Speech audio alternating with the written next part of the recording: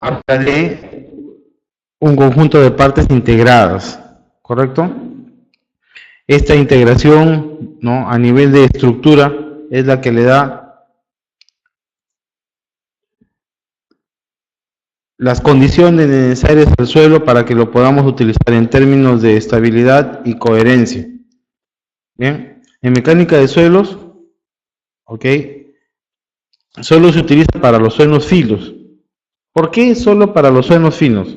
Los suelos significa que los suelos granulares, ¿no?, digamos, de tamaño mayor, como las gravas, ¿no?, y cierto rango de las arenas, no presentan esta condición de consistencia o plasticidad. ¿Y por qué? Porque sus granos, al ser de un tamaño mayor, tienen una forma distinta de acomodarse. Bien, en el caso, por ejemplo, de la grava, no podemos definir un estado de consistencia debido a que sus partículas, por el tamaño que tienen, ¿no?, y por la forma que tienen, no suelen estar en contacto una con otra. Por lo tanto, no se produce una cohesión entre ellas. Dice, la plasticidad de un suelo se atribuye a la deformación de la capa de agua absorbida alrededor de los minerales, ¿no? La plasticidad también, por lo mismo que está ligada a la consistencia, es propio de los materiales finos, ¿correcto? Entendemos materiales finos como un rango de las arenas, ¿no?, las arcillas, los limos, ¿correcto? Ahora bien, Sempton en 1953 expresó esta relación matemáticamente con la actividad A de la arcilla de la siguiente manera: A es igual a índice de plasticidad sobre porcentaje de arcilla. ¿Qué es el índice de plasticidad? Habíamos visto el índice de plasticidad en la sesión anterior y lo definíamos como la diferencia entre el límite líquido y el límite plástico. ¿Qué era el límite líquido? Recordemos, el límite líquido es el contenido de humedad en el cual el material deja de comportarse plásticamente y se convierte en un material ya en el rango de los fluidos, ¿no?, ya en un líquido. Y el límite plástico es el punto en donde el contenido de humedad expresa la condición en la cual el material deja de comportarse como un semisólido y se convierte en un material plástico, es decir, sus deformaciones ya no son recuperables, ¿ok? En el estado plástico ya las deformaciones dejan de ser elásticas y se convierten en deformaciones plásticas que no retornan a su posición original. Entonces, el índice de plasticidad es la diferencia entre el límite líquido y el límite plástico. La norma técnica peruana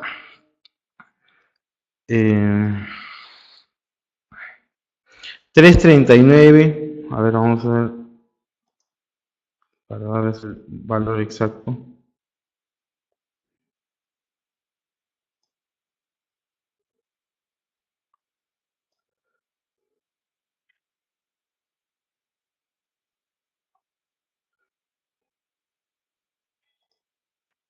.129 nos indica de que los valores del límite líquido, límite plástico, deben ser calculados como valores enteros, ¿correcto? A ver, el límite líquido y el límite plástico son contenidos de humedad en los cuales se producen ciertos cambios en el material, pero deben ser tomados como valores enteros.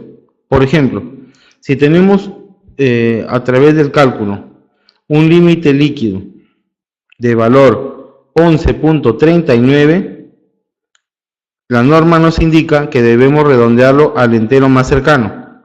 Por lo tanto, el valor sería 11 y no 11.39. Si tuviéramos 11.89, tendríamos que redondearlo a el valor 12, quedando los valores de límite líquido, límite plástico, ¿no?, como números enteros. Por lo tanto, el índice de plasticidad también es un número entero. La diferencia de dos enteros va a ser también un número entero. Entonces, este valor A, ¿ok?, determinado por exento, ¿no?, es la relación que hay entre ese índice de plasticidad y el porcentaje de arcilla. ¿Ok? Este porcentaje de arcilla es en peso, ¿correcto? Y es decir, son el peso del material con un diámetro menor a 2 micras. 2 micras, ¿correcto? Entonces tenemos ahí la actividad de caulanitas baja, ¿no?, tiene un valor de A igual a 0.38. Los ilitiaes, ¿no?, tiene un valor A igual a 0.9. Y las mormorionitas, ¿no?, por ejemplo, las mormorionitas altas tienen un valor de A igual a 7.20. ¿Y esto qué significa? Que existe una mayor relación entre el índice de plasticidad y el porcentaje de arcilla.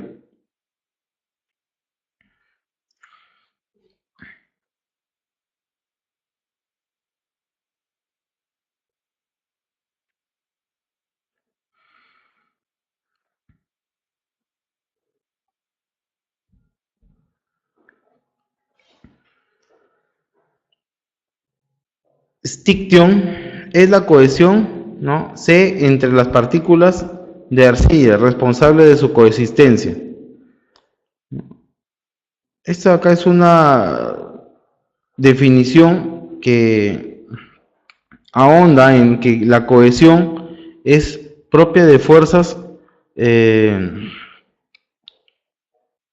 a nivel de enlace químico, ¿no?, como las fuerzas de Van der Waals, ¿no? ¿Recuerdan cuando hablábamos, o bueno, cuando estudiaban los cursos de química, las fuerzas de Van der Waals eran fuerzas que permitían la unión entre partículas, ¿no?, a nivel eléctrico, ¿no?, y esas son las que les dan a los agregados finos la condición de cohesión, ¿correcto? En las partículas, en los agregados gruesos, esas fuerzas de Van der Waals también actúan, pero son tan pequeñas que no permiten la cohesión entre los agregados.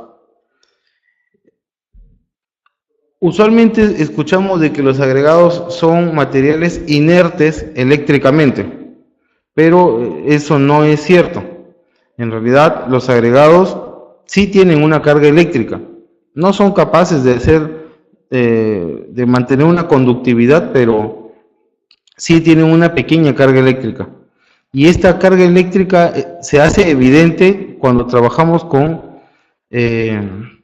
sustancias que necesitan esa carga eléctrica para producir efectos en el agregado. Por ejemplo, las emulsiones asfálticas. Las emulsiones asfálticas logran una adherencia entre la emulsión y el agregado grueso a través de estas fuerzas de Van der Waals. Y es que las emulsiones asfálticas, en la mayoría de casos, tienen una carga catiónica, es decir, positiva, y encuentran en los agregados gruesos una carga iónica, es decir, una carga negativa.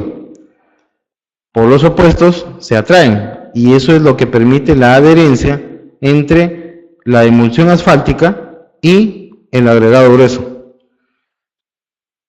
El 98% de agregado grueso que podemos encontrar en las canteras del Perú tiene carga negativa. Por lo tanto, la mayoría de emulsiones asfálticas logran adherencia eficiente con estos agregados. Sin embargo, existen un pequeño 2% del material que tiene carga positiva, catiónica. Y cuando lo intentamos mezclar con las emulsiones asfálticas que tienen carga positiva, el proceso no se completa. Entonces, para esa situación existen emulsiones asfálticas especiales con carga iónica negativa que sí se pueden adherir al agregado grueso con carga catiónica. ¿Correcto?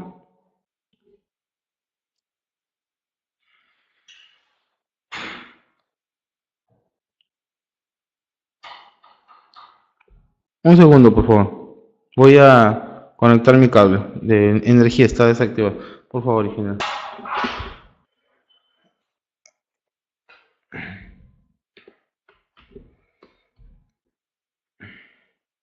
Acabándose la energía, pues.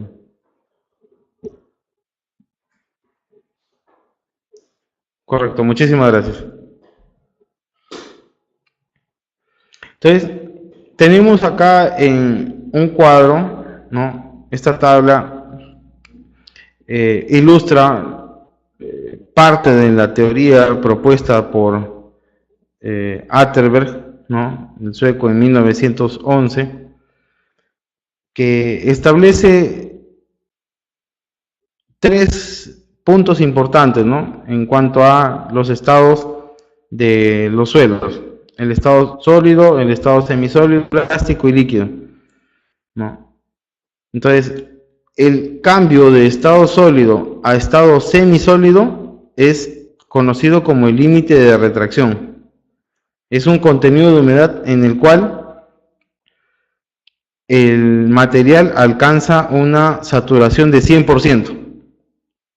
A partir debajo de este límite de retracción, el material tiene un comportamiento sólido.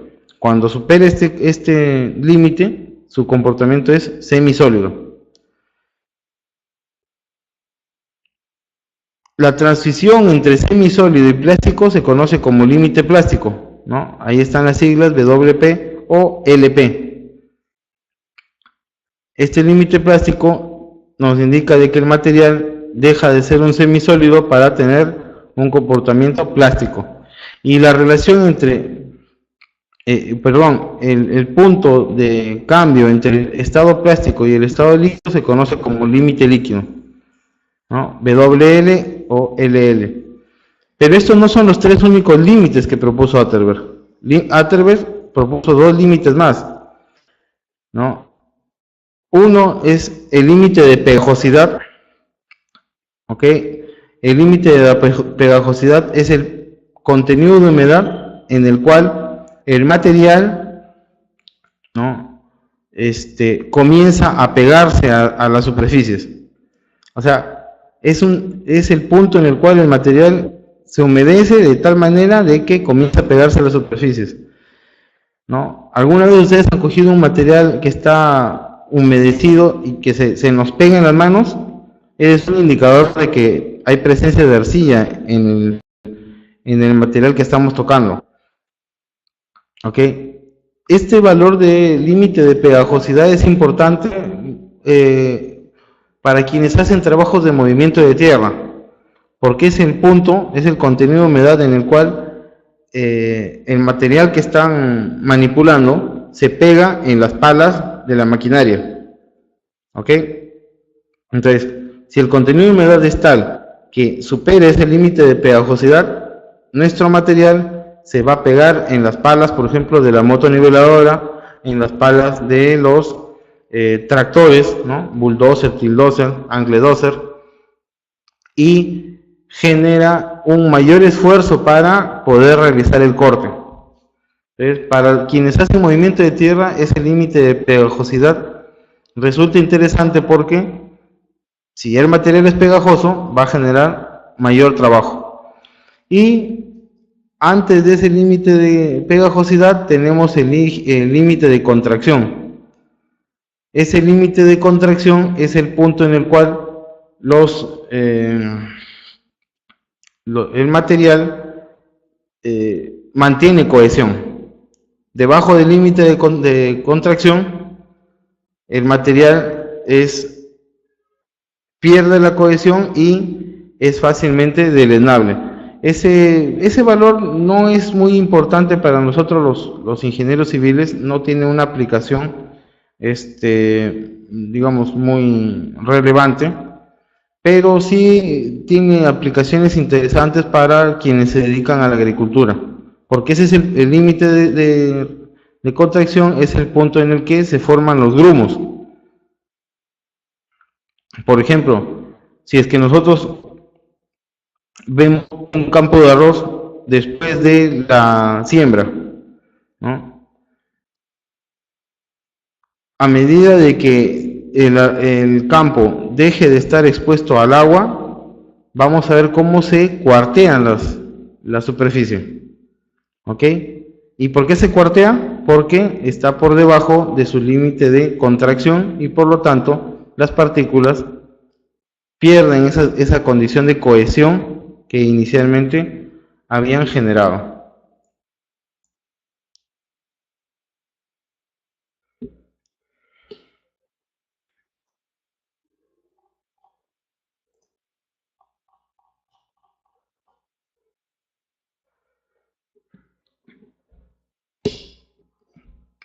Atterberg formuló los métodos para determinar estos límites, ¿no? En el caso del límite líquido, Atterberg propuso un método utilizando una copa, ¿no? Que luego fue perfeccionada por el ingeniero Casagrande, ¿no? Y actualmente esa copa se conoce como copa Casagrande. Esta copa de Casagrande, hecha de cobre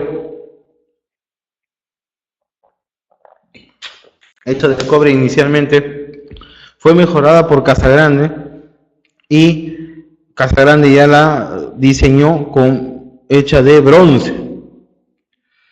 ¿En qué consiste este equipo? Consiste en una copa que está conectada a un rodillo, ¿no? Que tiene diferentes dimensiones, parece acá un caracol, de tal manera de que cuando se desplaza la manivela, este caracol golpea suavemente la copa y produce que se levante, ¿no? Y cuando sigue dando vuelta la manivela, la copa cae. Son golpes pequeños, ¿no? Que le otorgan una energía al material que produce que éste se vaya juntando, ¿no? Inicialmente en la prueba se coloca el material en la copa y se hace una abertura en la parte media con una cuchara especial, ¿no? Que tiene unas dimensiones especiales para esa abertura, y a través del proceso de la copa Casagrande se evalúa, ¿no? La cantidad de golpes que se necesita para que el material cierre, ¿no? Se vuelva a juntar y se realiza una correlación entre esa cantidad de golpes y el contenido de humedad en el cual está siendo evaluada la muestra. En internet, en YouTube, pueden encontrar muchos videos sobre cómo se realiza este trabajo en laboratorio, y en el manual del MTC, correcto, a ver, vamos a buscar el nombre. En el manual de ensayo de materiales, en la norma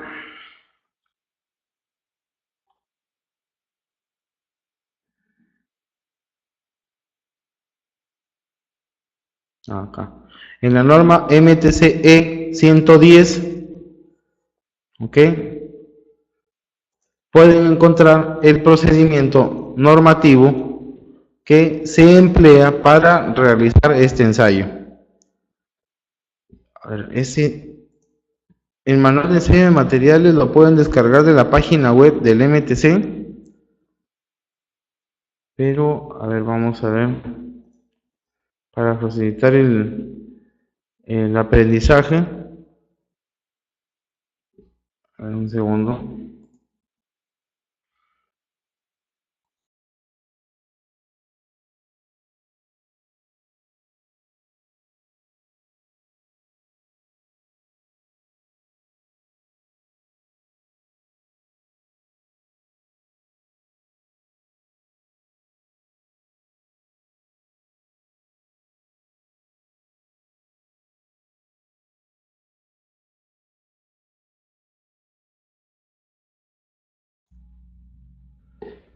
Correcto.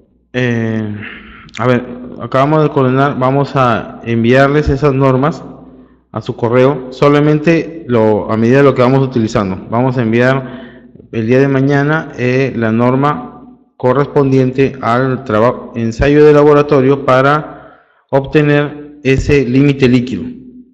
También el límite plástico, ¿correcto? Que son los valores más importantes en el campo de aplicación de la ingeniería civil. El límite de contracción, bueno, en palabras sencillas, es la saturación al 100% del material, la ocupación de todos los espacios vacíos por agua.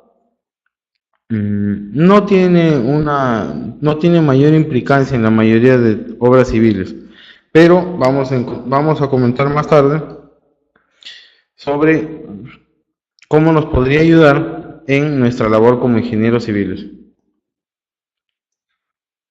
Entonces, también el índice de liquidez, que es la relación entre el contenido de humedad de la muestra menos, ¿no?, el contenido de humedad de límite plástico, ¿no?, WP, ¿no? Esto dividido entre el índice de plasticidad, y este valor se expresa en porcentaje también como número entero, ¿correcto? Todos los límites de Attenberg y los índices, ¿no?, tanto el índice de plasticidad como el índice de liquidez, se expresan como valores enteros. Si el índice de liquidez tiende a 100%, ¿no?, el suelo en campo está cerca al límite líquido. Si el índice de liquidez tiende al 0%, el suelo en campo está cerca al límite plástico. ¿Ok? Pueden presentarse arcillas con índice de liquidez menor a 0. Sí. Y eso sucede cuando el contenido de humedad es menor que el límite plástico.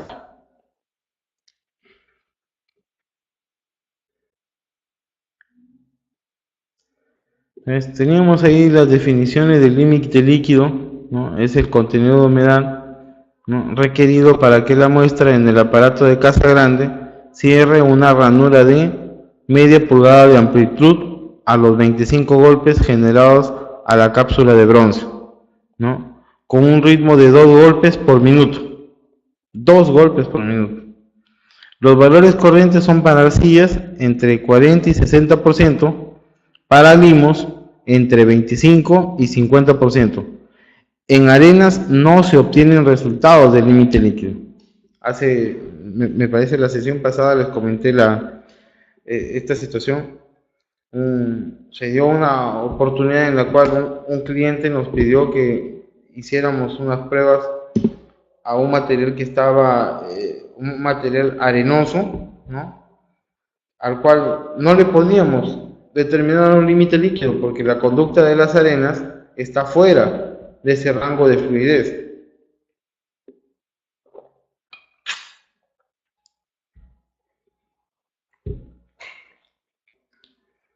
Entonces, para las arenas y las gravas no vamos a poder determinar un límite líquido, que no llegan a ese punto.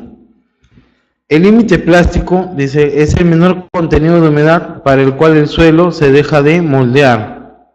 ¿ok? O sea, deja de tener un comportamiento plástico.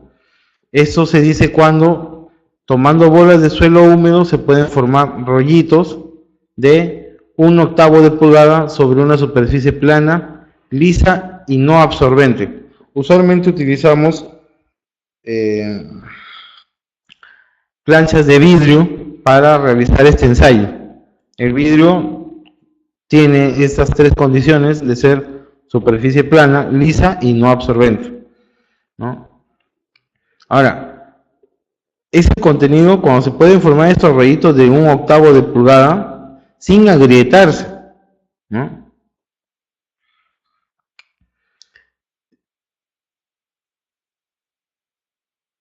Tampoco podemos aplicar estos ensayos en los materiales granulares. Sin embargo, sí lo podemos hacer en cierto rango de arenas, en arenas finas, ¿no? Lógicamente lo podemos hacer en arcillas y también lo podemos hacer en limos. En arenas finas, ¿no? Para valores de arenas finas y arcillas, el rango se encuentra entre 5 y 30%, ¿no? Pero en arenas gruesas, ¿no? Más allá de, o mejor dicho, arenas que no pasan la malla número 20, ¿no? No podemos aplicar este ensayo, ¿no? Entonces, a las gravas y a las arenas está limitada esta teoría de Atterberg. El límite de retracción, ¿no? Ya lo habíamos conversado, es el equivalente al 100% de la saturación del material, ¿no? Y se calcula mediante esta pequeña fórmula, ¿no? Contenido de humedad inicial menos contenido de humedad final, ¿no? Menos volumen inicial menos volumen final por peso específico, ¿no? Por el contenido de humedad entre contenido de humedad final, y eso multiplicado por 100. Este valor de porcentaje es un número entero, por lo tanto se redondea al entero más cercano. Tenemos el índice de consistencia, ¿no? O IC. Este índice de consistencia es la relación entre el contenido de humedad líquido, del límite líquido, menos el contenido de humedad del material en estado natural entre la diferencia entre el límite líquido y el límite plástico. ¿Bien? El índice de retracción es la diferencia entre el límite de retracción menos el límite plástico. Veamos acá algunos valores, ¿no? A través del ejercicio 4.1. Dice, clasificar por el sistema unificado de clasificación de suelos las siguientes muestras. ¿Ok? Tenemos acá el contenido de humedad natural, contenido de humedad, ¿no? En el límite plástico, contenido de humedad en el límite líquido, índice de plasticidad, la diferencia de estos dos, ¿no? Y porcentaje de material que retenido sobre la malla número 200, ¿no? Porcentaje que retenido, perdón, porcentaje que pasa la malla número 200. A valores más altos tenemos materiales más finos, ¿no? En el caso, por ejemplo, de esta muestra obtenida de 60 centímetros a 80 centímetros, ¿no? Su índice de plasticidad es 22, ¿no? Malla número 281.4, y en la segunda clasificación SUX el material está entre MH y CH. Ahora, ¿cómo llegamos a eso?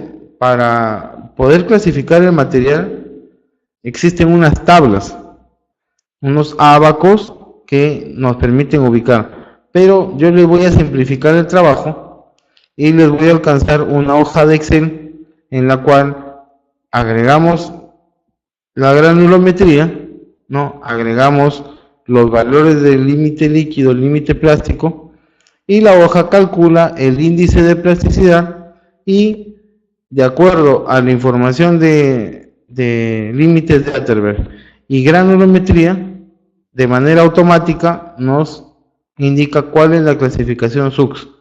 Esta hoja de cálculo la he diseñado no solamente para hacer la clasificación del suelo a través del sistema SUX, sino también a través del sistema AASHTO.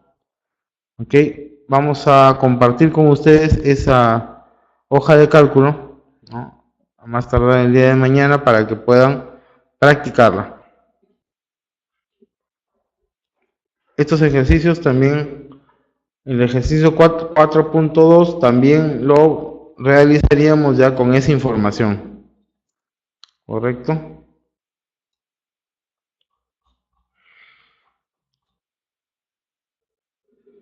Veamos las propiedades de limos y arcillas. ¿Ok?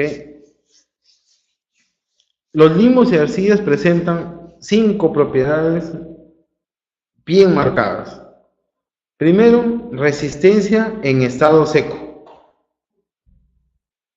A diferencia de las arenas que logran estabilidad, ¿no? En estado húmedo, los limos y las arcillas logran estabilidad en estado seco. ¿Correcto? ¿Por qué? Porque estando secos se forman o conforman bloques o terrones de suelo. ¿Ok? Entonces, esa propiedad, ¿no?, de obtener resistencia en estado seco es particular de los limos y las arcillas. Segunda propiedad, dilatancia, ¿no?, también llamada prueba de sacudimiento. ¿Por qué? Porque dice, se coloca una porción muy húmeda en la palma de la mano que al golpearla con la otra mano por debajo hace que digamos, el agua excedente, ¿no?, del suelo aflore, ¿no?, y pueda desaparecer, ocurriendo, ¿no?, esto rápido en limos y lentamente en arcillas. A propósito de esto, les voy a dar les voy a comentar un método bien práctico para reconocer si es que nuestro material es predominantemente arenoso, arcilloso o limoso. Y es una prueba práctica que consiste en tomar una botella, ¿no?, una botella de agua vacía, podría, de preferencia una de 1,5 litros, 2 litros, un poco más grande que esto, y llenarla con una mezcla de nuestro material y agua. Entonces, una vez que llenamos nuestra botella con el material, el suelo que tenemos en evaluación, ¿no?, saturado totalmente con agua, procedemos a mover la botella, ¿ok?, hasta buscar que todas las partículas se conviertan en una mezcla homogénea de material y luego la dejamos reposar durante 24 horas. Terminado el proceso, terminadas las 24 horas, nosotros podemos verificar que en nuestra botella se van a formar capas bien marcadas, donde en la parte inferior se van a concentrar las arenas, en la parte media se van a concentrar las arcillas y en la parte superior, si hay presencia de ellos, se concentrarán los limos, dejando el agua excedente en una capa ya muy superior a las otras tres. Y esto sucede porque las partículas de arena pesan más y por lo tanto se decantan hacia el fondo. Las partículas de arcilla pesan más que los limos, pero no pesan tanto como las arenas, así que se van a ubicar en una parte media. Y en la parte final, en la superior, van a estar las partículas de limo porque no pesan más ni que las arcillas, ni que las arenas.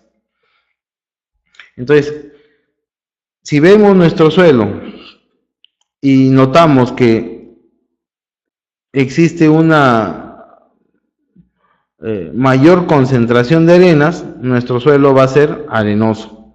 Si vemos que la capa más abundante es la media de arcillas, nuestro suelo tiende a ser arcilloso. Y si vemos que nuestra capa más abundante, ¿no? La capa de mayor espesor son los limos, estaremos frente a un material predominantemente limoso.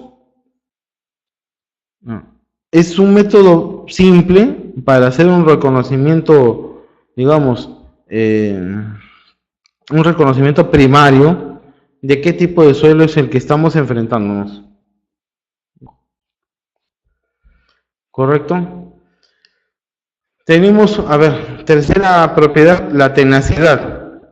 La tenacidad mide la plasticidad del suelo y se evalúa formando rollitos, ¿correcto? Esperando de que estos rollitos no se agrieten, ¿no? Si es que lo hacen, nuestro suelo ya no es una arcilla, sino es un limo. Si esos rollitos, ¿no?, de 3 milímetros de diámetro se desintegran, son arcillas. Y si no se desintegran, ¿no?, son limos. ¿Alguna consulta hasta este momento?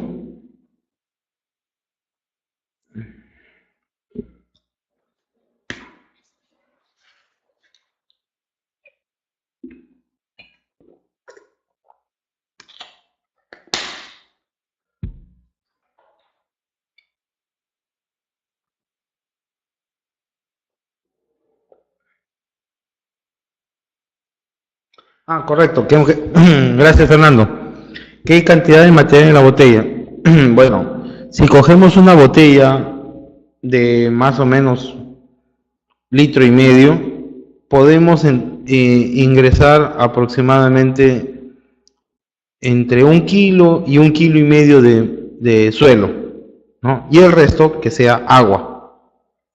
Si cogemos una botella de 2,5 litros, por ejemplo, ¿no?, que son las medidas comerciales de estos productos, podríamos colocar unos 2,5 kilos de suelo y el resto agua. No hay en realidad una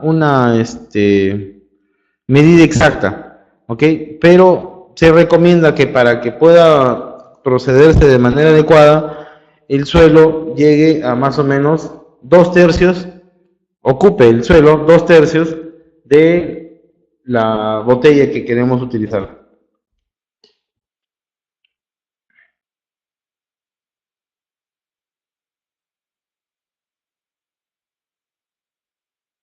Gracias, Fernando.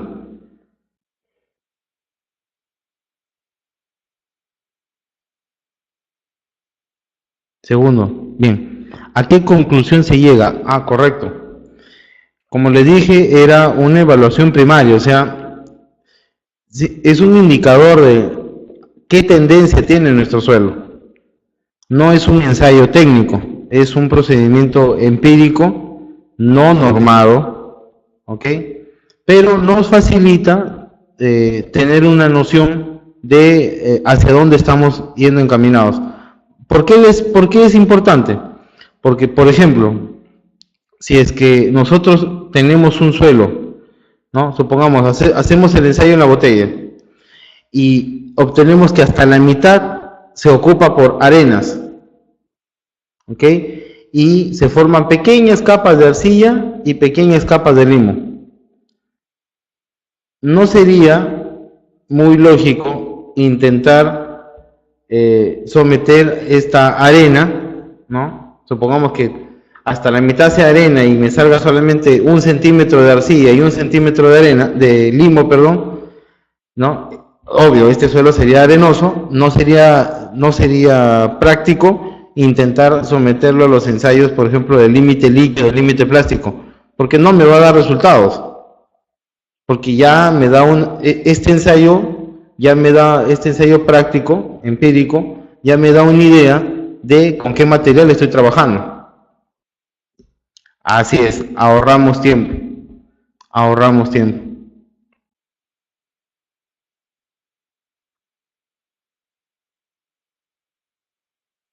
¿Fue satisfecha tu consulta, Segundo?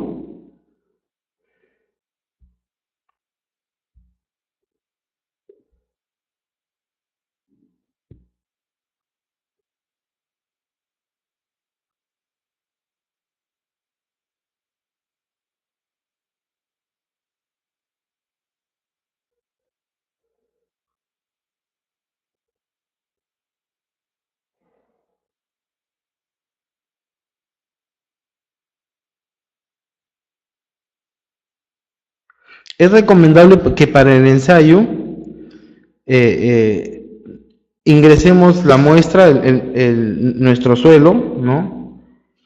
Tratando de que sean las partículas lo más molidas posible, o sea, tratando de triturar esos grumos, ¿no? Tratando de que puedan ingresar partículas que se puedan humedecer y se puedan disolver formando una mezcla homogénea. Para que este ensayo funcione, la mezcla tiene que ser lo más homogénea posible cuando la agitamos. Al agitarla debe ser lo más homogéneo posible. ¿Okay? Más o menos el proceso de agitarlo demora entre unos 3 a 5 minutos, ¿no? Aplicándole cierta fuerza para obtener una mezcla uniforme. Y el proceso de decantación sí se recomienda que sea durante un periodo de 24 horas, ¿no? Entonces, supongamos, estamos en un lugar alejado de la civilización. Vamos a hacer un reconocimiento y a tomar muestras de suelo de no sé, para una nueva trocha, para un proyecto de saneamiento o para un proyecto de edificación que está ubicado en un lugar muy lejano. Entonces, para saber qué cantidad de muestra vamos a traer, sería importante saber a qué tipo de ensayo lo vamos a someter. Entonces, este procedimiento nos ayuda porque nos da una noción si es que estamos trabajando con un suelo arenoso, arcilloso o limoso, ¿no? No está incluido en esa clasificación los suelos gravosos porque los suelos gravosos saltan a la vista. Es evidente cuando un suelo es gravoso porque las partículas son mucho más grandes y es notorio que estamos trabajando con eso. Sí podría servir, por ejemplo, si es que encontramos un suelo gravoso mezclado con material fino. Entonces, lo que podríamos hacer es someter a prueba solamente el material fino. Lo separamos de las partículas gravosas y solamente el material fino procedemos con esta pequeña prueba, sencilla, práctica, pero suficiente como para tener una noción de a qué nos estamos enfrentando. Bien.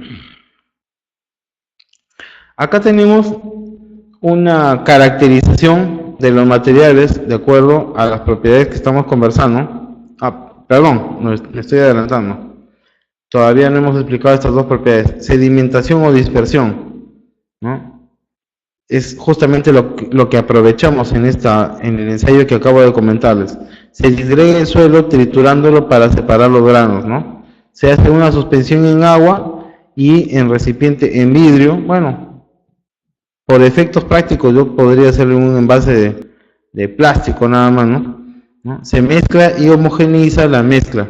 Luego se deja reposar, así la arena se deposita en segundos, el limo en minutos, ¿no? Y pocas horas, y la arcilla en varias horas e incluso días, quedando turbia el agua. La última, a ver, segundo, a ver, vamos a ver tu comentario.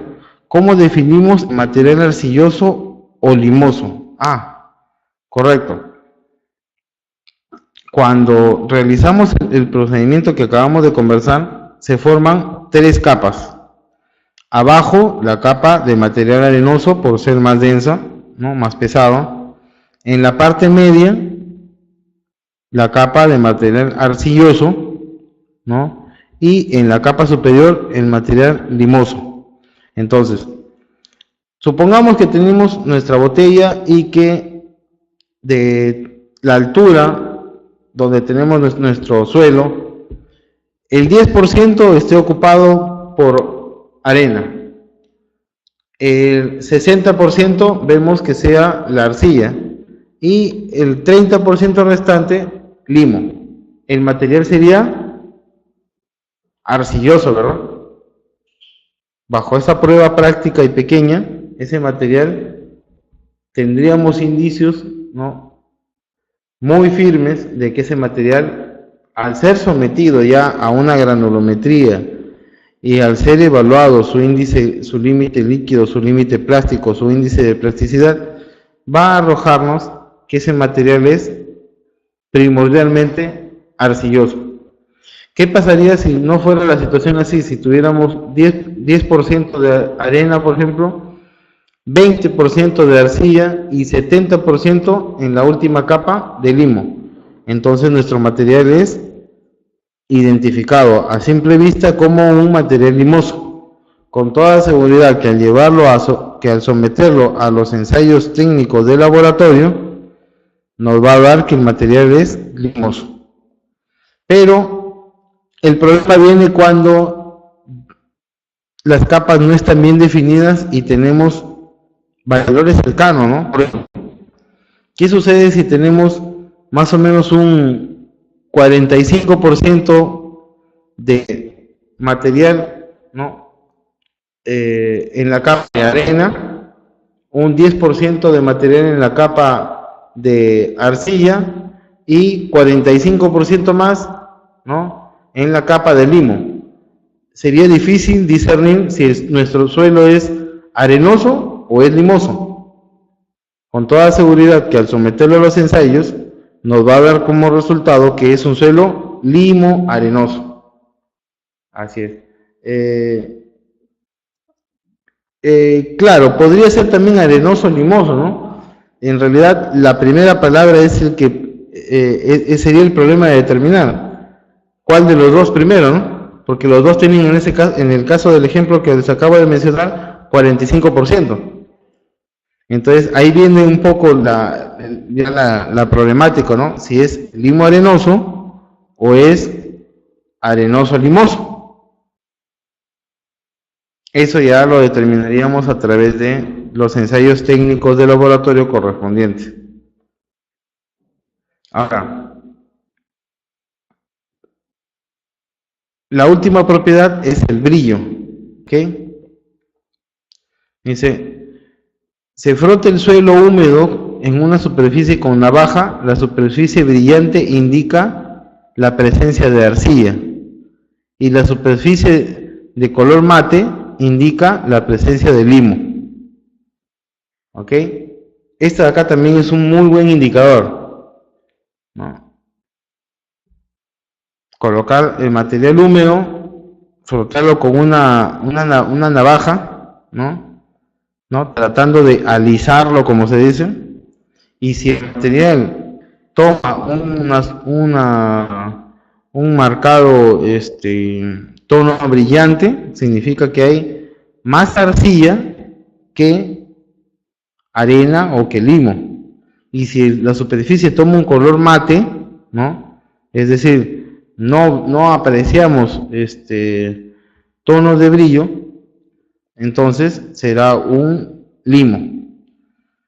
Recordemos cuál es el origen de las arcillas. Miren, las arcillas están compuestas principalmente de un material, ¿no?, químicamente llamado sílice. Y el sílice es el que le da ese comportamiento cuasi metálico. Digo cuasi metálico porque en realidad las arcillas no son metales, pero tienen esa conducta cuasi metálica, ¿no?, de brillo, por ejemplo, y también del sonido. Esa es la forma como podemos reconocer un buen ladrillo, por ejemplo.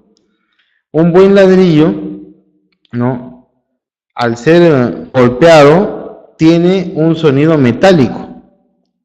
En cambio, los ladrillos que no tienen buena dosificación, ¿no? Que no me refiero a los ladrillos, eh, digamos,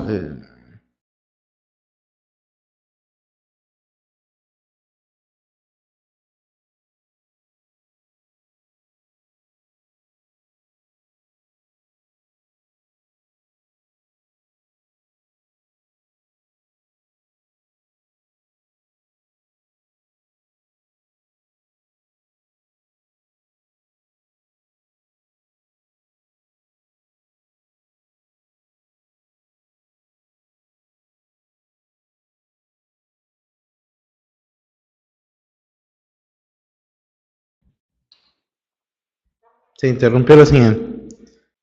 Sí, ok. Entonces, los ladrillos digamos, de arcilla se reconocen su calidad por ese sonido metálico. Ese nos indica de que hay una presencia proporcionalmente adecuada de sílice, que es el que le da la consistencia a las arcillas. Los ladrillos que no tienen sonido metálico es porque hay mayor presencia de arena o de limos. Y eso, a la larga, no es un buen indicador para el ladrillo. ¿Ok? Significa que es más susceptible a la humedad, ¿no? Y es más susceptible a la desintegración. A ver, vamos a ver unas consultas acá que... Ok.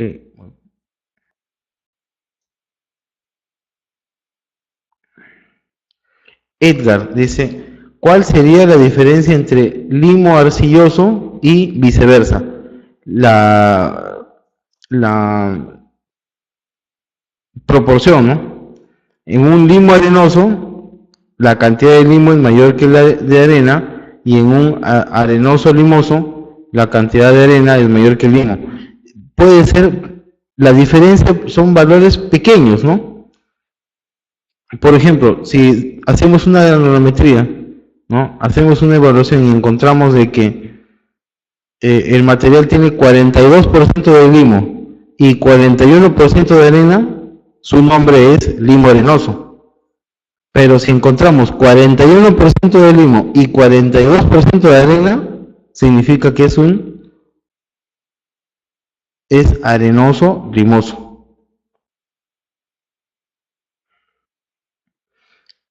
Eso nos lleva a la siguiente tabla, ¿no? Identificación de suelos finos. Fernando, ladrillos artesanales, correcto. Los ladrillos artesanales de arcilla pueden ser auscultados, revisados, si son de buena calidad, a través de este sonido metálico que les estoy comentando. Edgar, ¿fue satisfecha tu consulta? Muchísimas gracias, Edgar. Entonces, tenemos esta tablita de identificación manual de suelos finos, ¿correcto? Identificación manual de suelos finos. Esta de acá es un método empírico, práctico, ¿no? Que nos da indicios de qué es lo que podemos estar obteniendo, ¿no? Es muy útil, a mí me ha servido muchas veces cuando he estado en lugares, digamos, distantes de zona urbana, donde pueda llevar mi muestra con toda facilidad, ¿no? O que se me haga un poco difícil, ¿no? Por ejemplo, retornar, ¿no? Si es un lugar que está alejado a 10, 15, 20 horas de una zona urbana, no vamos a estar trayendo la muestra para preguntar qué es, y si es que no nos sirve, nuevamente yendo otra vez al lugar para buscar nuevamente otra fuente de material, ¿no? Entonces, tenemos acá los tipos de suelos: el suelo arenoso, limo arenoso, limo arcilloso, arcilla arenosa, arcilla limosa, arcilla, limo orgánico, arcilla orgánica. ¿Ok? A ver, el limo arenoso se caracteriza porque su resistencia en estado seco es muy baja. El limo no tiene muy buena resistencia en estado seco. En el caso del limo arcilloso, su resistencia mejora a baja a media, En el caso de la arcilla arenosa, baja a alta. En el caso de la arcilla limosa, media alta. En el caso de arcilla, la resistencia en estado seco es alta a muy alta. Y en el caso del limo orgánico es baja a muy alta. Y, perdón, hay un error ahí, baja a muy baja. Y de la arcilla orgánica es media a muy alta. La dilatancia, ¿ok?, en los limos es rápida y en las arcillas es lenta. En el caso de la arcilla orgánica no hay dilatancia, no se aprecia esa dilatancia. Respecto a la tenacidad, ¿no? Los limos arenosos, los limos en general son débiles, las arcillas son, digamos, en un rango entre medio y alto, ¿no? El limo orgánico es débil, ¿no? Es afiable, o sea, no se puede confiar, ¿ok? La arcilla orgánica tiene una tenacidad alta. En el caso de tiempo de asentamiento, miren, los limos se asientan de 30 segundos a 60 minutos, a una hora, ¿no? En el caso del limo arenoso, en el caso del limo de 15 minutos a 60 minutos. Pero vemos en el caso de las arcillas que necesitan mucho más tiempo. Como les dije anteriormente, recomendaría un día entero de 24 horas para poder, digamos, tener un valor bastante fiable del asentamiento de la arcilla.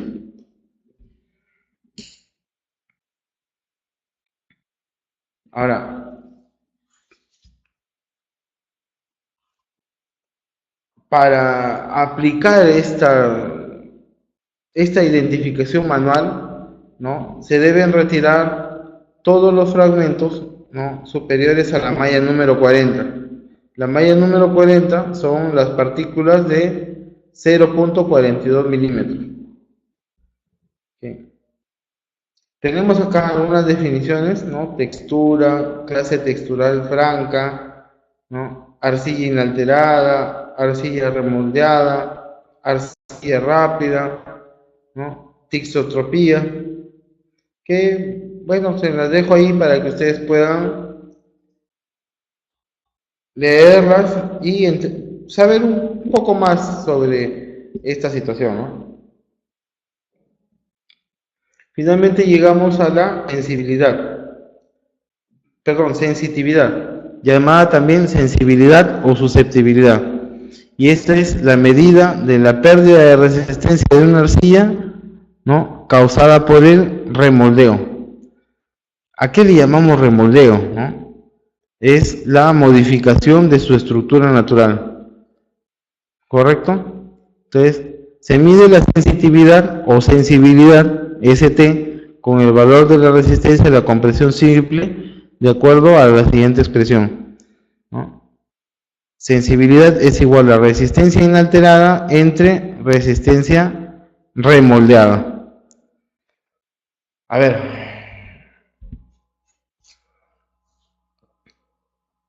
para poder entender esta sensitividad, voy a mencionar un material completamente diferente, pero en donde se aprecia esta condición, ¿no? Hablemos del yeso.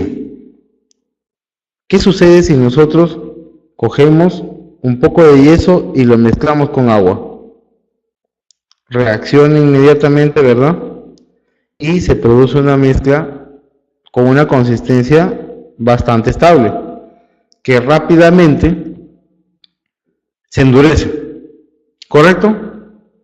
Ahora, ¿qué sucede si nosotros ese yeso endurecido lo trituramos y volvemos a echarle agua? Nuevamente hacemos la mezcla y otra vez el yeso nuevamente va a tomar una consistencia dura, pero ya no tan dura como la primera vez. Va a perder un poquito la capacidad de resistencia. A eso se le llama sensibilidad. Si yo lo endurezco, ¿no? Permito que se seque, que se endurezca, y nuevamente lo trituro y lo vuelvo a mezclar con agua, ya la capacidad de adherencia entre las partículas de yeso no es la misma. Y va a llegar un punto, si sigo repitiendo ese proceso de humedecerlo, esperar a que seque y volver a triturarlo para volver a humedecerlo, en el cual, por más que le eche agua, la mezcla ya no va a tener cohesión, ya no se va a endurecer, se va a convertir en una crema que ya no tiene resistencia mecánica. Eso mismo pasa con las arcillas. Cuando las humedecemos, las moldeamos, esperamos que se sequen y si las trituramos y volvemos a mezclar, pierde resistencia. Y si repetimos el proceso varias veces, la resistencia se va disminuyendo, disminuyendo, disminuyendo, y a esa relación de disminución entre la resistencia inalterada y la resistencia remoldeada, lo conocemos como sensibilidad. ¿Correcto? ¿Alguna consulta hasta ese momento?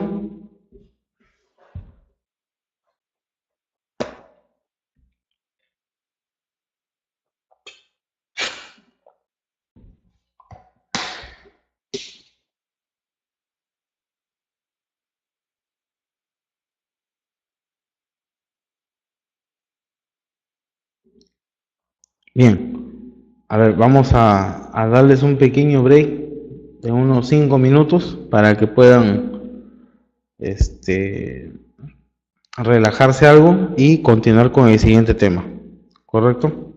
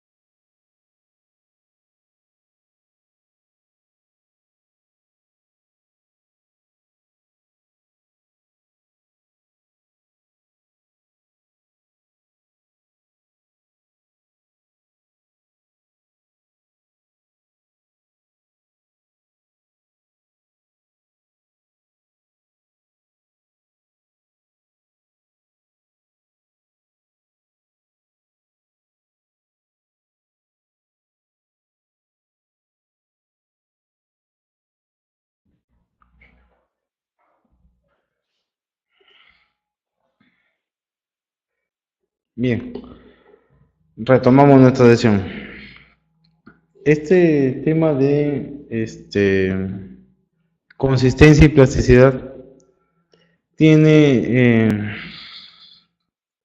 muchas aplicaciones en la ingeniería civil. Entonces, a ver, Fernando, ¿tienes audio?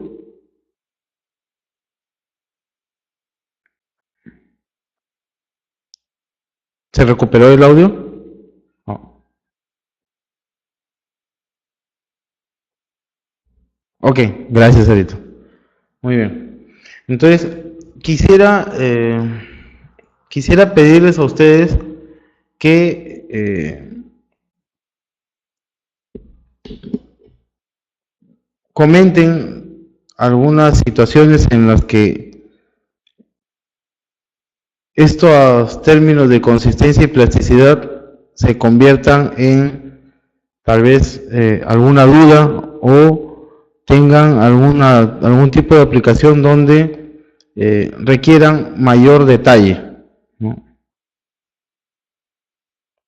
Quisiera en este momento aprovechar para tratar de encontrarle una aplicación a la vida que tienen ustedes, ¿no? Y relacionada a las diferentes zonas en donde se desarrollan, ¿no? A ver, estamos abiertos a las consultas que puedan hacer.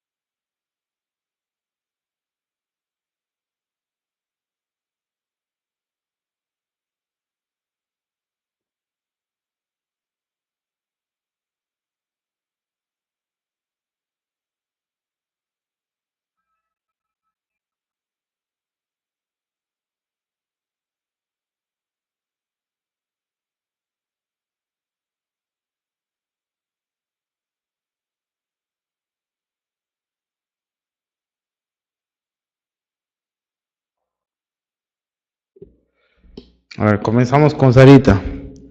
¿Cuáles son los rangos recomendables de límite líquido y límite plástico para afirmados? Excelente pregunta, Sarita. Para contestar tu consulta, voy a hacer referencia a eh, el manual el manual de carreteras del MTC. En la sección, vamos a ver,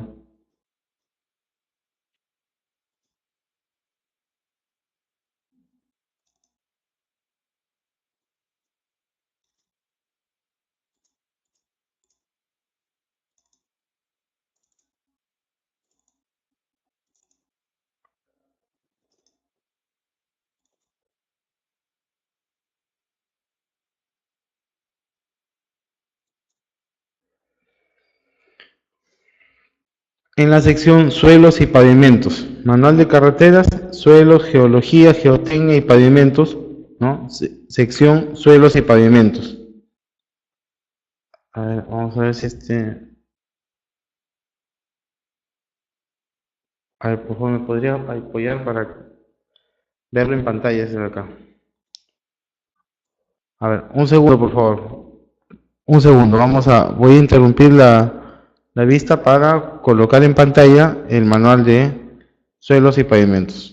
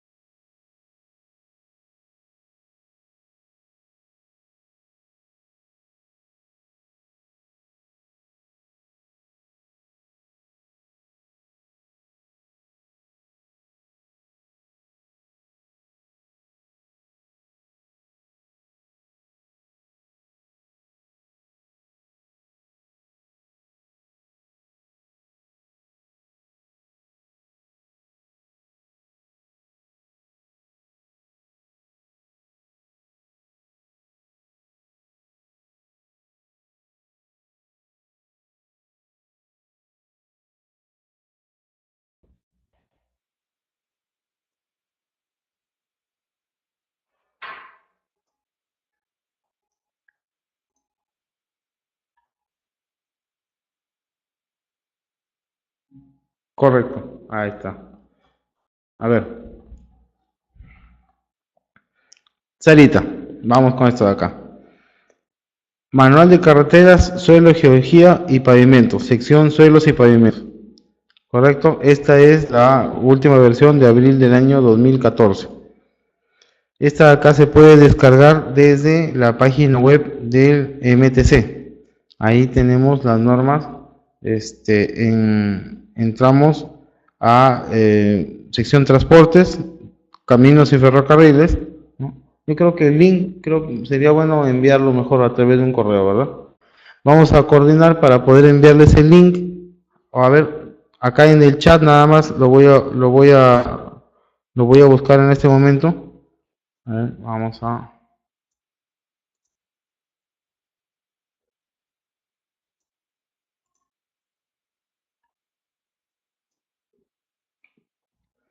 MTC. No, voy a abrir otro más para. Ahí está. Este otro lo voy a encajar aquí para que todos puedan mirar lo que estoy haciendo. Ok. A ver, mtc.gov.p.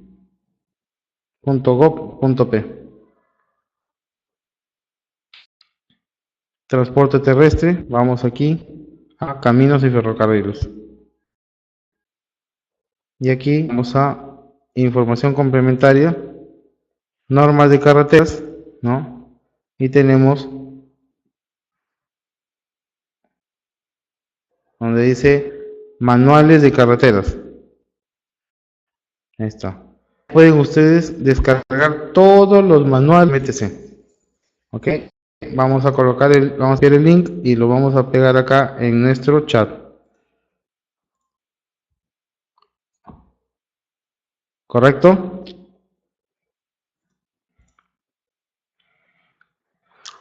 Bien.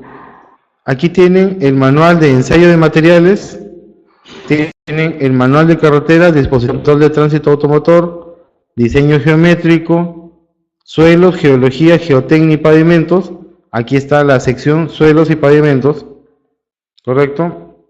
Manual de carreteras, inventarios viales, mantenimiento o conservación vial, especificaciones técnicas generales para construcción, actualizado a junio del 2013, hidrología, hidráulica de drenaje y el manual para el diseño de puentes. Vamos a trabajar en este momento con el manual, dice manual de carreteras, suelos, guía, geotecnia y pavimentos, sección y pavimentos. ¿Correcto? Entonces, vamos a ver, este manual está organizado de una manera bastante clara. Se establecen los objetivos, el alcance, la organización del manual, ámbito de aplicación. Recordemos, el MTC tiene como jurisdicción únicamente las vías interurbanas. Las vías urbanas están a cargo del Ministerio de Vivienda, Saneamiento y Construcción. Por eso es que cuando hablamos de pavimentos urbanos, no nos referimos a las normas del MTC, sino a las normas del Ministerio de Vivienda. En este caso, dentro del Reglamento Nacional de Edificaciones, la norma CE 010, que es de pavimentos urbanos.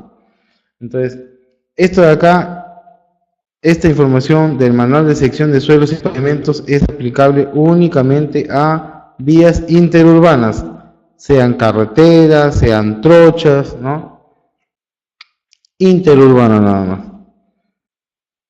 Entonces, acá vamos a encontrar, ¿no? Preparación del terreno, explanaciones, corte del subrasante del camino, afirmado, pavimento, drenaje. Bien.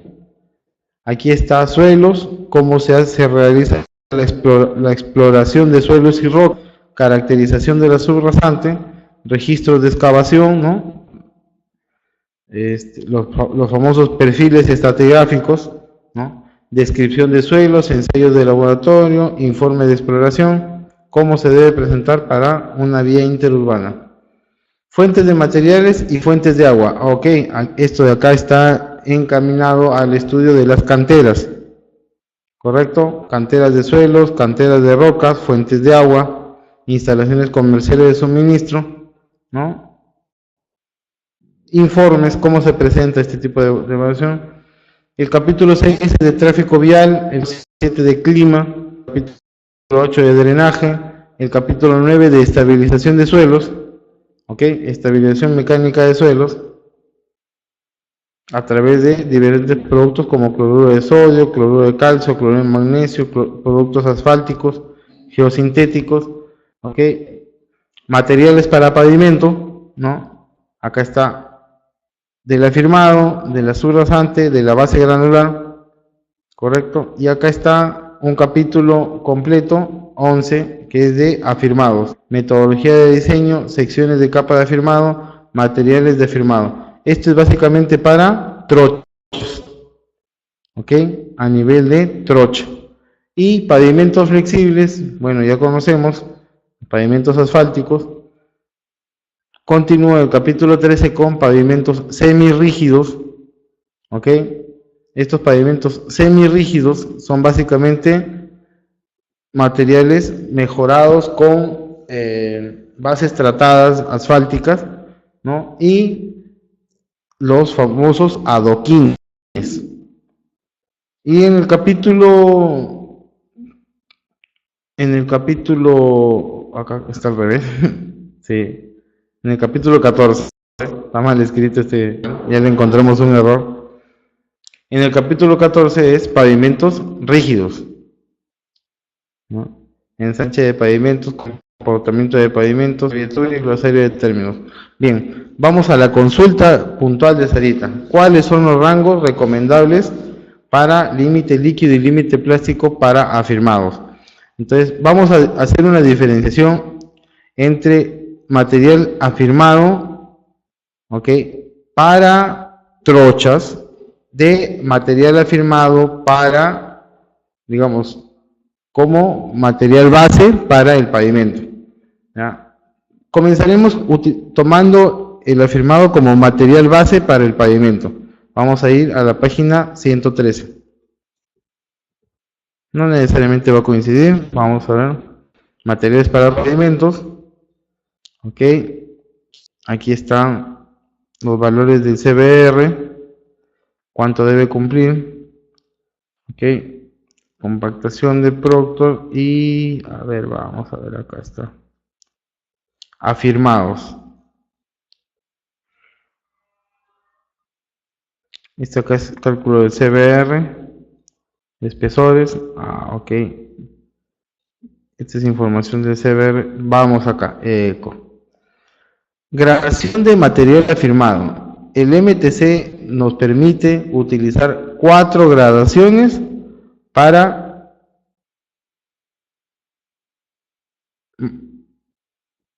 como material afirmado. Vamos a ampliarlo un poco más. Ahí está. Listo. Entonces, tenemos la gradación C, la gradación D, la gradación E y la gradación F. Y vamos a ir acá. La consulta específica de Sarita.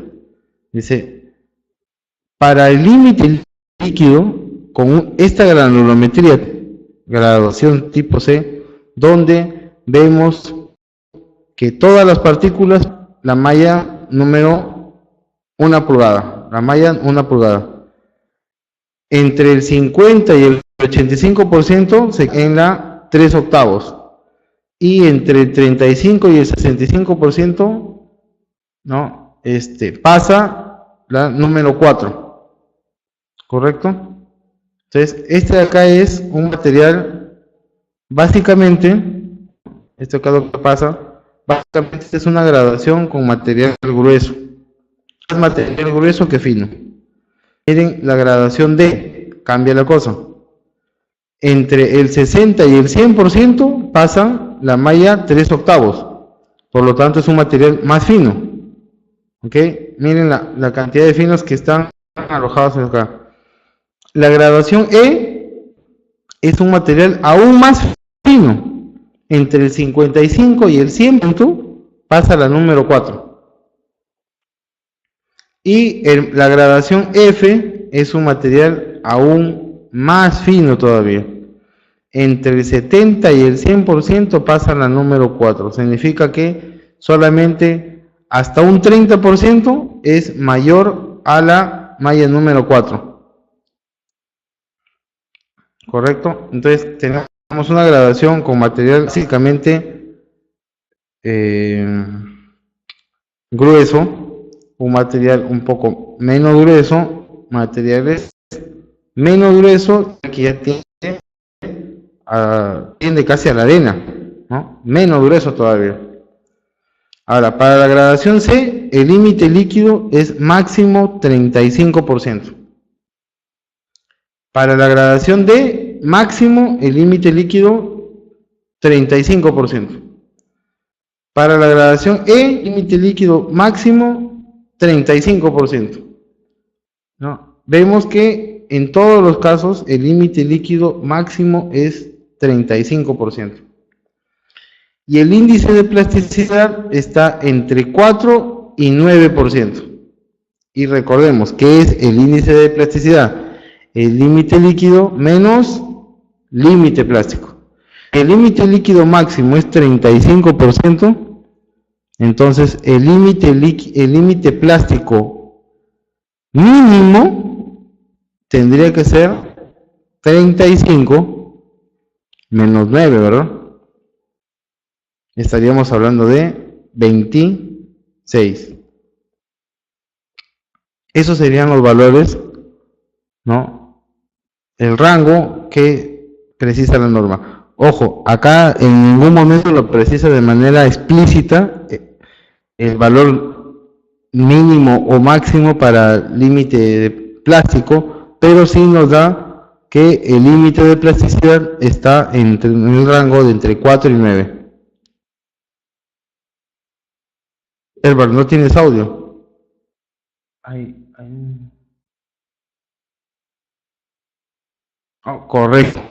Ya me estaba preocupando. Muy bien.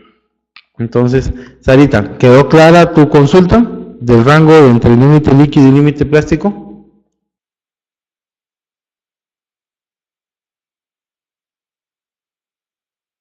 Muchísimas gracias, Sarita. ¿Alguna otra consulta?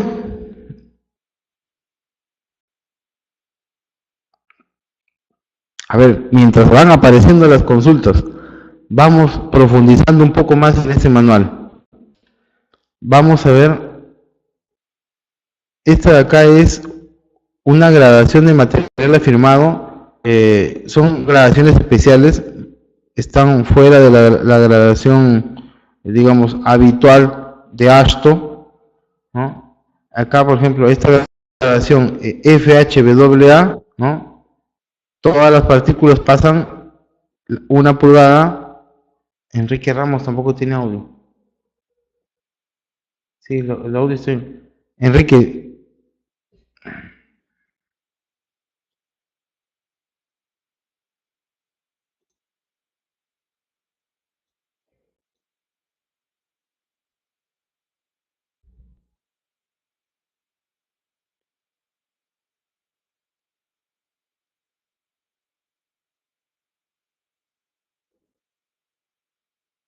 a ver, por favor, revisen tener audio todos. Vamos a escribirlo por acá.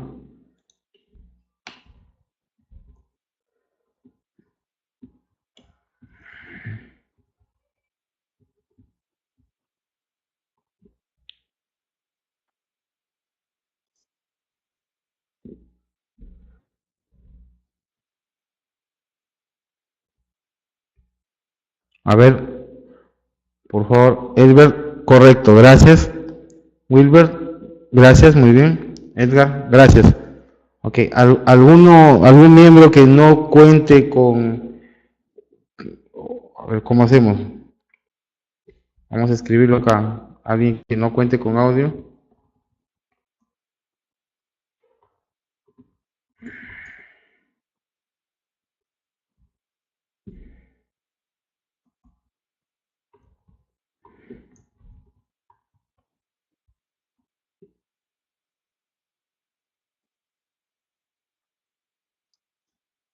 Magnífico, entonces proseguimos.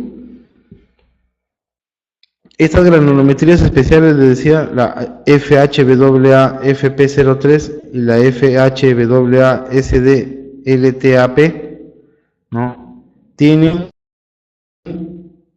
particularidades a las que tenemos en ASTO, ¿no? Acá, por ejemplo, los rangos son mucho más específicos, ¿no? La número 4 debe retener debe pasar, mejor dicho, entre el 41 y el 71%. Son mucho más precisos estas granulometrías. Y nuevamente vemos acá límite líquido máximo 35% y el índice de plasticidad entre 8 y 4. ¿Ok? Y acá tenemos entre 4 y 12. ¿Correcto? Ahora, vayamos a pavimentos flexibles. Vamos a ver el tema de capas para material base. Ahí vamos a ver, encontramos por acá. Estos de acá son gradación. Esto acá es diseño, diseño. Número estructural, secciones estructurales de pavimento, no. Vamos a ver por acá. No, CBR, un poquito más abajo. Acá son proporciones del CBR que debe cumplir para el diseño del pavimento. Vamos a ver las gradaciones.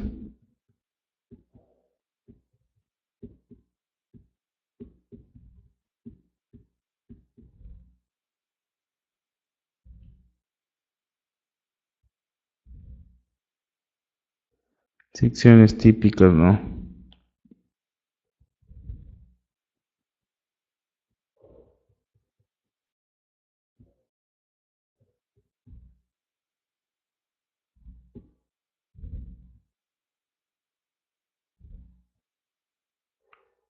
Secciones típicas de pavimento, ¿no? Pavimentos rígidos, pero vamos a ver si vemos acá. No, igual está. Esto ya son términos de diseño ya.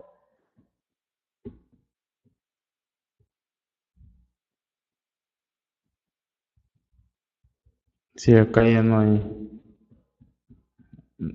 hay exigencias ya de límite líquido, límite plástico para esos materiales. Sí. A ver, vamos a ver. Alejandro nos dice, ¿y cómo influye el límite líquido y límite plástico en caso de cimentaciones en edificaciones? ¿No? Ya que en los estudios de mecánica de suelo se ve esos parámetros. Correcto. Vamos entonces a cambiar de norma. Cerramos acá la MTC y vamos a buscar un segundo.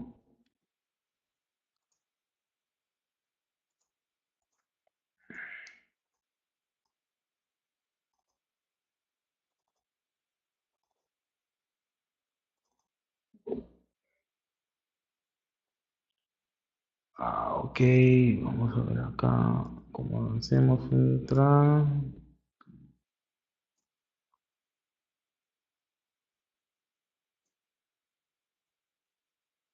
Ok.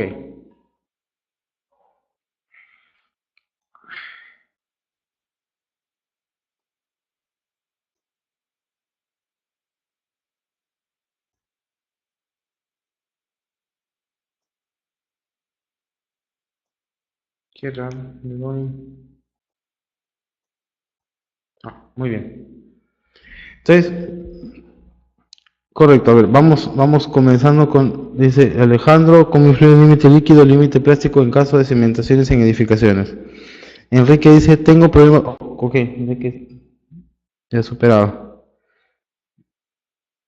Ya, Joaquín Cerro Sánchez dice, ¿podría dar un ejemplo de interpretación del límite líquido y límite plástico en un estudio de mecánica de suelos para pistas y veredas? Muy bien. Entonces, comencemos ahorita con la intervención de Alejandro. Vamos a absorber esas dos consultas. Y si hay más, por favor, se las pido. Entonces, en el caso de la aplicación del límite líquido y límite plástico para suelos y cimentaciones en edificaciones, tendríamos que ir a la norma técnica de edificación E050, suelos y cimentaciones, que es parte del Reglamento Nacional de Edificaciones. Por favor, ya no existe el Reglamento Nacional de Construcciones. Ahora se llama Reglamento Nacional de Edificaciones. Ya tiene más de 10 años así. ¿Correcto? Entonces vamos a buscar las aplicaciones que le damos a esto de acá. En primer lugar, el límite líquido y límite plástico en un ensayo de mecánica de suelos con fines de edificación, de habilitación urbana e inclusive de saneamiento, ¿no? Es importante para clasificar el suelo, ¿ok? Para clasificar el suelo. Eso es la primera función que tiene, es la aplicación de esta teoría de Atterberg, ¿no? Es la clasificación del suelo. Después de clasificar el suelo, vamos a ver acá, ¿qué otra implicancia tiene? El límite líquido y límite plástico son valores que se utilizan para el cálculo de cimentaciones profundas, ¿ok? También influyen. ¿Por qué? Usualmente en las cimentaciones superficiales no hay problemas de fricción entre la cimentación y el suelo, ¿no? Entre la estructura y el suelo. Pero cuando ya hablamos de cimentaciones profundas, sí toma participación este límite líquido y el límite plástico. En general, el índice de plasticidad. ¿Correcto? Otro punto en donde interviene este límite líquido y límite plástico, ¿no? Es en los problemas que habíamos conversado la sesión anterior, ¿no? Suelos colapsables, licuefacción, ¿no? Licuación o licuefacción de suelos y también en el sostenimiento de excavaciones. ¿Y cómo es que influye este límite líquido y límite plástico? Porque ayudan al ingeniero a predecir el comportamiento del suelo de acuerdo al grado de saturación que presenta. A ver, por ejemplo, si nosotros tenemos un material arcilloso que tiene un límite líquido, a ver, pongámosle un valor, un límite líquido de 30, por ejemplo, 30%. Y tenemos que este mismo material tiene un límite plástico de 28%. Nuestro índice de plasticidad es 2, ¿verdad? Entonces, ¿qué nos indica eso? De que este material tiene muy poca tolerancia a la variación del agua. ¿Por qué? Porque si variamos el contenido de humedad de 28 a 30%, su comportamiento estructural cambia totalmente. Cambia totalmente, o sea, deja de comportarse como un semisólido y se convierte en un líquido en cuestión de apenas 2% más de agua. ¿En qué momento influye? En que, por ejemplo, si nosotros estamos trabajando y sabemos que nuestro material tiene esa conducta, ¿no? Supongamos, vamos a hacer una excavación y actualmente el contenido de humedad está en 25%, por ejemplo. Es muy peligroso realizar la excavación. Supongamos que se presente una lluvia y esa lluvia incrementa, ¿no? Se filtra por el suelo, incrementa el contenido de humedad del suelo en muy poco, al cabo de un muy poco, digamos, incremento de agua, de contenido de humedad, nuestro suelo se convierte en un barro, se convierte en un fluido que se nos puede venir abajo y afectaría la estabilidad de los trabajos que vamos a hacer en una edificación. ¿Ok? Entonces, ahí tenemos una aplicación en suelos colapsables. Bueno, este ataque químico no es por el límite líquido, el límite plástico. Suelos expansivos, también. ¿Qué sucede si nosotros construimos en un lugar cuyo, a ver, por ejemplo, en época de estiaje, el nivel freático es bajo, ¿no? Y no afecta el suelo. El suelo va a tener una conducta. Pero si ese lugar en época, digamos, de lluvias, tiende a saturarse el suelo y no hay buenas condiciones de drenaje, ese suelo podría tener una conducta expansiva.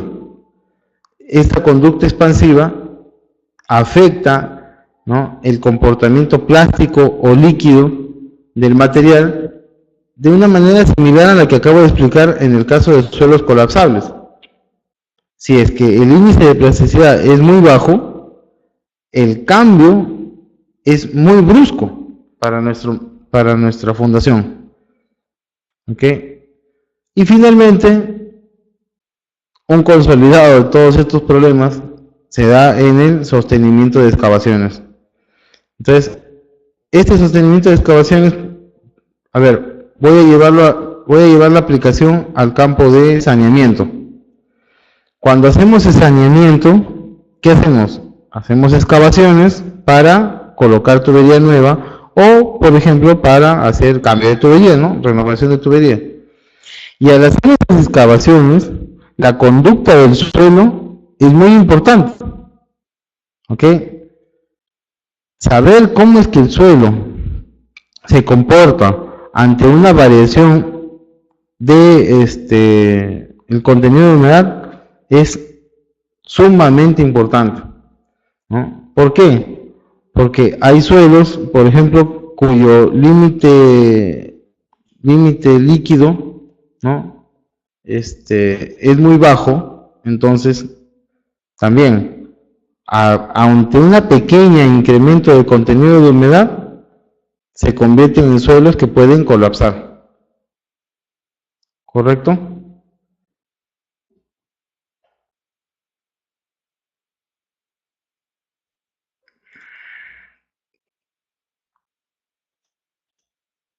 Alejandro, quisiera saber si que tu consulta ha sido absuelta a tu satisfacción.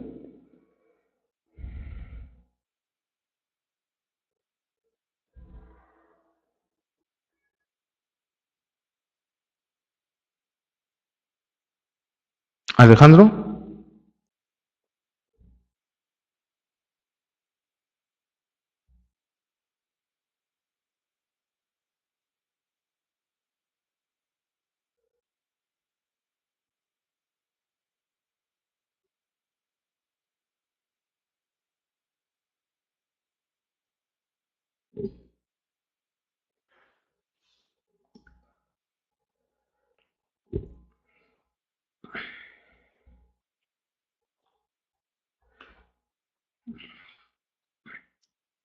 Entonces, vemos que límite líquido, límite plástico tiene bastante participación en la toma de decisiones respecto a un estudio de mecánica de suelos. Es importante básicamente para poder clasificar nuestro material y también para poder predecir la conducta que puede tener, ¿no?, el material en un momento de excavación, ¿no? Podría ser importante también, por ejemplo, conocer, determinar el límite líquido y el límite plástico cuando trabajamos, por ejemplo, con ladrillos de arcilla. Para la producción de estos ladrillos de arcilla, el control de la humedad es importantísimo. ¿Ok? Es importantísimo para la producción de ladrillos de arcilla. Y no solamente de arcilla, sino también ladrillos de concreto o de cal. Este control del límite líquido y límite plástico redunda en la calidad del ladrillo que se va a producir. ¿Ok? Se busca por ejemplo, para la producción de ladrillos, un equilibrio, ¿no?, entre la participación de la arena y de arcilla. En el caso de los ladrillos no se utiliza el limo. El limo es un material descartado, por así decirlo, para la producción de ladrillos de arcilla, sino que únicamente se utiliza la arcilla como material base y la arena para reducir los valores de plasticidad.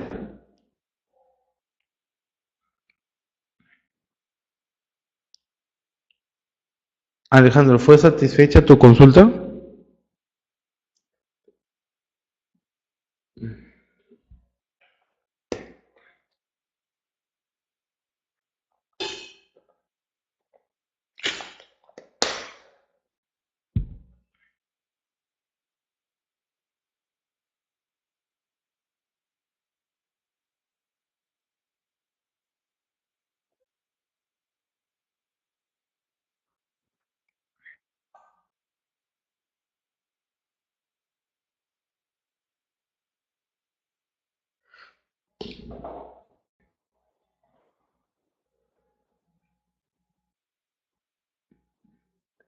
Alejandro, necesito tu confirmación para poder proceder con la consulta de Jimmy.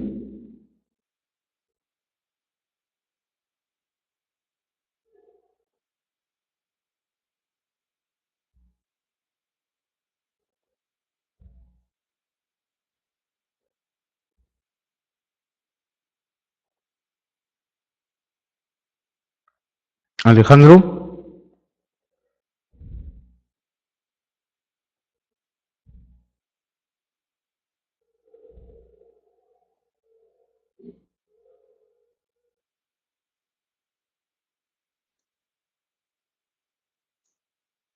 correcto. Muchas gracias, Alejandro. Entonces, a ver, vamos con la consulta de Jimmy para poder terminar la sesión. Dice, ¿podría dar un ejemplo de interpretación del límite líquido y límite plástico en un estudio de mecánica de suelos para pistas y veredas? Correcto. A ver, para pistas y veredas, la norma aplicable es, vamos a cuadrarla.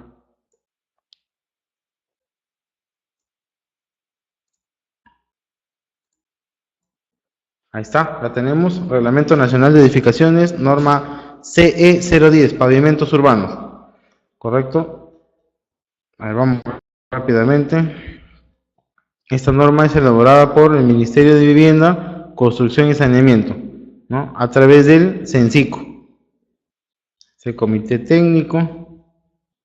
Ok, a ver, vamos a ver. Igual que cualquier norma, tiene su organización, denominación, ámbito de aplicación, responsabilidades, okay, técnicas de investigación de campo, diseño estructural de pavimento, rotura y reposición de estos servicios, mantenimiento de pavimentos, presentación del proyecto. Vamos a buscar acá donde dice información previa para la ejecución de los estudios y diseños. No, acá estamos. Requisitos de los materiales, página 16. Requisitos de los materiales. Tenemos requerimientos granulométricos para la subbase granular. ¿Ok? Aquí está la granulometría. Dice, en este caso, dice fuente, sección 303 de las especificaciones generales 2000 del MTC. Estas especificaciones, como sabemos, el MTC ya las cambió, hay una versión 2016 y hay ciertas variaciones en estos rangos, pero en general la gradación A sigue siendo, ¿no?, material con tendencia a ser grueso, la gradación B un poco más fino, C un poco más fino y gradación D un poco más fino. En el caso del MTC, ustedes recuerdan, ellos ya anularon la gradación A y la gradación B. El MTC ahora tiene gradación C, D, E y F. El MTC ya no admite las gradaciones A y B. Sin embargo, en pavimentos urbanos todavía se conserva estas gradaciones, todavía son permitidas. Entonces, aquí sí cambia la situación porque como requerimiento de calidad ya se habla de dos sectores bien diferentes. Menos de 3.000 metros sobre el nivel del mar y sobre 3.000 metros, no, metros sobre el nivel del mar. Entonces, límite líquido, 25% máximo. ¿Recuerdan cuánto era en el MTC? MTC nos permitía 35% máximo. Para el caso de vías urbanas, máximo 25%. ¿Y a qué se debe eso? A que en las vías interurbanas el tránsito tiene diferentes prestaciones que en el caso de vías urbanas. ¿Ok? El índice de plasticidad, por ejemplo, si es menos de 3.000 metros sobre el nivel del mar, 6% máximo. Sobre 3.000 metros sobre el nivel del mar, miren cómo cambia, índice de plasticidad, 4% máximo. El MTC nos daba un rango entre 4 y 9. Acá ya no. Para vías de pavimentación urbana, ya los valores son mucho más precisos. ¿Ok? Recubrimientos granulométricos para base granular. Nuevamente, el Ministerio de Vivienda conserva todavía la gradación A y B. MTC ya no acepta estas gradaciones, ni la A ni la B. Y igualmente, ¿no? Para base granular, dice,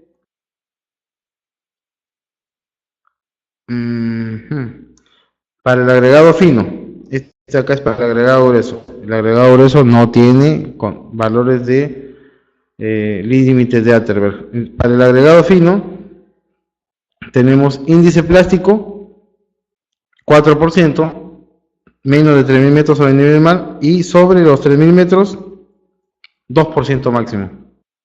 ¿Correcto? Miren cómo en este caso obvia el límite líquido también. El único factor que toma en cuenta es esto de acá, índice plástico. Y tenemos la tabla 10, ¿no? Para, bueno, esto que hay es para mezclas asfálticas, ya sale de agregados finos para mezclas asfálticas, ¿no? Igual, el único parámetro que toma en cuenta es el índice de plasticidad. Este es requerimiento para los agregados finos de mezclas asfálticas en caliente. Índice de plasticidad máximo 4 sobre 3.000 metros, no debe presentar índice de plasticidad.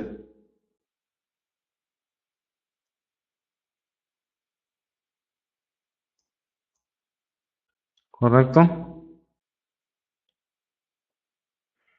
Ahí pueden revisar algunos datos más.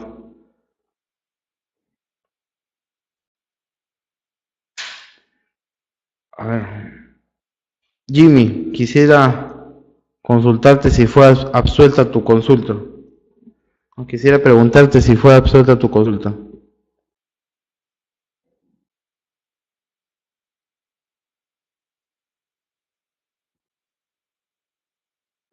Jimmy.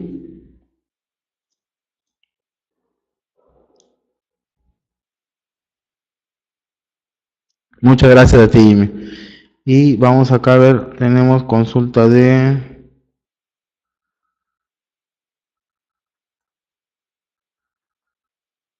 Edgar, dice, ¿qué soluciones se puede dar en cimentaciones y carreteras cuando se presenta arcilla y limo? Ayer, la sesión anterior estuvimos conversando, para bajar la plasticidad del material, la mejor solución es combinarlo con arena. ¿Ok? Al mezclarlo con arena, bajamos estos indicadores y convertimos nuestro material en un material mucho más estable. ¿Correcto?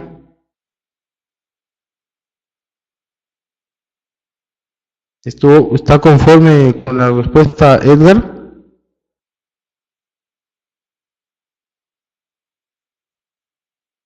Ok, magnífico. En todo caso, el material está colgado. Si tienen alguna consulta sobre el material o sobre los temas que hemos conversado hoy día, por favor, les pido lo envíen al correo electrónico de Sencasit virtual, ¿no? Para poder hacer la absolución en el caso de que haya tal vez alguna duda adicional. Muy bien, les agradezco muchísimo su atención y nos estamos viendo el día lunes. Mañana se está cursando las evaluaciones para la correspondiente, el correspondiente control del curso. Les agradezco mucho. Muy amable.